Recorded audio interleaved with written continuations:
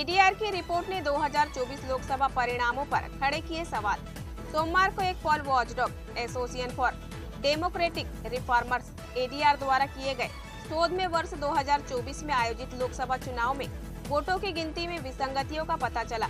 जहां 2024 के लोकसभा चुनाव में डाले गए वोटों और गिने गए वोटों के बीच विसंगतियां बहुपक्षीय दृष्टिकोण शीर्षक वाली रिपोर्ट के अनुसार 362 संसदीय क्षेत्रों में समस्याएं थी, जहां गिने गए 5,94,598 वोट वास्तविक डाले गए वोटों से कम थे।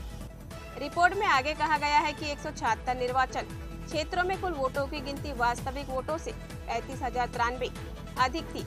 इसका उद्देश्य इलेक्ट्रॉनिक वोटिंग मशीनों ईवीएम द्वारा किए गए वोटों और 2024 के आम चुनाव के लिए भारतीय चुनाव आयोग ईसीआई द्वारा रिपोर्ट की गई गिनती के बीच अंतर को उजागर करना था। रिपोर्ट में अमरेली, अटिंगल, लक्षद्वीप और दादरा नगर हवेली और दमनदीप को छोड़कर 538 निर्वाचन क्षेत्रों में महत्वपूर्ण विसंगतियों को उजागर किया गया है।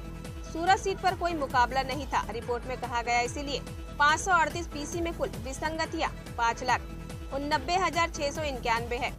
ईसीआई ने अंतिम और सटीक मतगणना डेटा जारी करने से पहले चुनाव के परिणामों की घोषणा करने के लिए कोई उचित स्पष्टीकरण नहीं दिया है। चिंताएं हैं ईवीएम के आधार पर वोटों में असमानता, मतदाता मतदान में वृद्धि, मतदान किए गए वास्तविक मतों की घोषणा न करना, वोट डेटा जारी करने में अनुचित देरी और ईसीआई वेबसाइट से डेटा खींचना। ईडीआर रिपोर्ट में कहा गया। इनसे यह भी कहा है कि 2019 और 2024 के लोकसभा चुनाव के दौरान इन अनियमितताओं को दूर करने में ईसीआई की विफलता के कारण मतदाताओं में चिंताएं पैदा हुई हैं।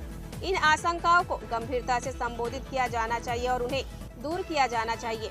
अब इस तरह की रिपोर्ट को लेकर विपक्ष सरकार पर हमलावर हो गया और अधिकारियों को चुनाव में सरकार का साथ देने की बात भी कहते हुए नजर आया है।